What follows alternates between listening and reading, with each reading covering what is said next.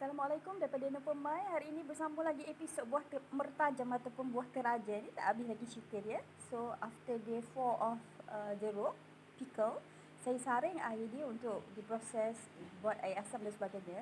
Dan biji yang tinggal ni saya ekstra garamkan lagi untuk saya jadikan ala-ala tauco.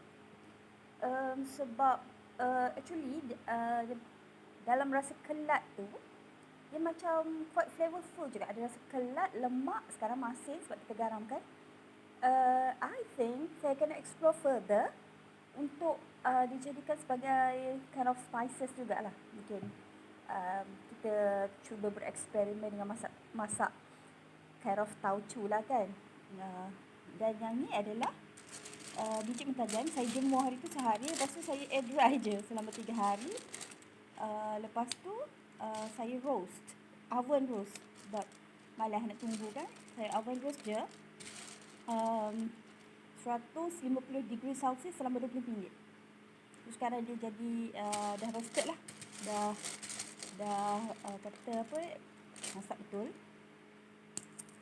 So yang ni tapi dia masih ada spesifik bau kopi dia. Dia ada memang spesifik aroma buah mertajam tu dia maintain. So saya akan saya tak sure, mungkin tumbuk, mungkin dry blend, tengok kesesuaian. Tapi dia dah memang sesuai lah ni untuk kita jadikan powder dan jadikan kopi lah. So itu setakat ni perkembangan buah mertajam tak sia-sia lah.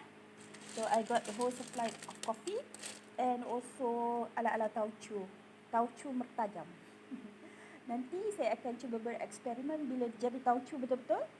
Saya akan cuba eksperimen dengan masakan tauco ni pula. Okey, selamat mencuba.